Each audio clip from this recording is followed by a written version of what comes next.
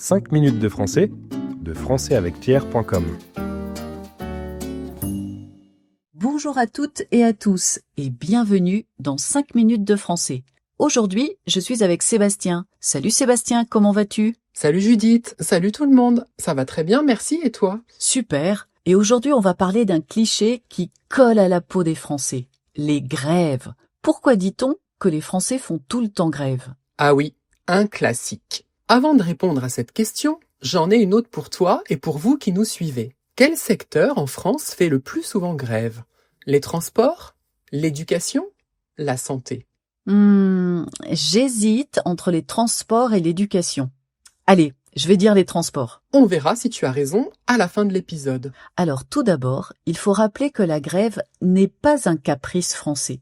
C'est un droit reconnu par la Constitution depuis 1946. Oui, mais ça ne date pas d'hier. Dès le 19e siècle, avec la révolution industrielle, les ouvriers ont commencé à se mettre en grève pour protester contre leurs conditions de travail. Oui, tu as raison. Et un exemple célèbre, c'est la grande grève des mineurs en 1884. À l'époque, les conditions de travail étaient extrêmement dures. Et c'est à ce moment-là que les syndicats ont commencé à prendre de l'importance. Donc, la grève en France est liée à une longue histoire de lutte sociale. Et beaucoup d'acquis sociaux qu'on considère comme normaux aujourd'hui en sont le résultat. Tout à fait.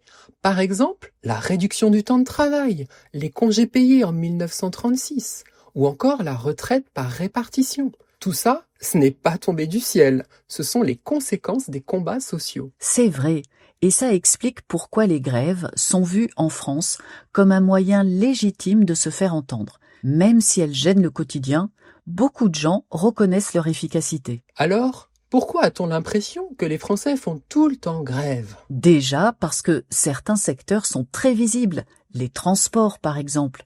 Quand les trains ou le métro s'arrêtent, tout le monde le remarque immédiatement. Oui, une grève dans les transports perturbe des millions de personnes. Du coup, ça fait la une des journaux. Mais il n'y a pas que ça. L'éducation aussi connaît beaucoup de mouvements sociaux. Enseignants, étudiants, lycéens, et puis dans la santé, les soignants manifestent régulièrement pour de meilleures conditions de travail. Bref, la grève existe partout. Mais certains secteurs la rendent beaucoup plus visible que d'autres. Ce qui est particulier en France, c'est la place de la grève dans la culture. Les Français aiment débattre, discuter, parfois s'opposer. Oui, on dit souvent que les Français descendent dans la rue plus facilement que d'autres peuples. Dans certains pays, la négociation se fait surtout autour d'une table. En France, elle se fait aussi dans la rue. Et puis, il y a une dimension symbolique. Faire grève, ce n'est pas seulement arrêter de travailler, c'est montrer son mécontentement de manière collective et publique. C'est ce qu'on appelle le rapport de force. L'idée est simple. Si on ne perturbe pas, on n'obtient rien. Bien sûr, les grèves ne font pas l'unanimité. Beaucoup de Français râlent parce que ça complique la vie quotidienne, surtout quand il s'agit des transports. Oui, mais paradoxalement, même ceux qui critiquent reconnaissent souvent que les grèves permettent d'obtenir des avancées sociales.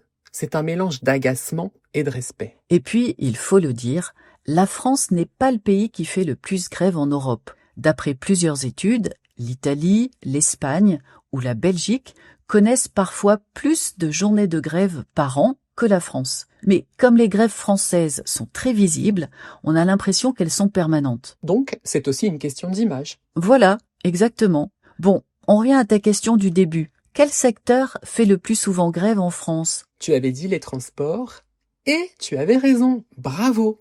Les cheminots, les conducteurs de métro, de bus, c'est le secteur le plus souvent en grève, notamment parce qu'il est stratégique. Quand tout s'arrête, ça bloque le pays. Bon, on espère que cet épisode vous aura permis de mieux comprendre pourquoi les Français font grève. C'est à la fois une tradition historique, un moyen d'action efficace et une partie intégrante de la culture politique du pays. Allez, avant de se quitter, on fait le point sur le vocabulaire et les expressions utilisées dans cet épisode. Judith a dit que la grève est un cliché qui nous colle à la peau.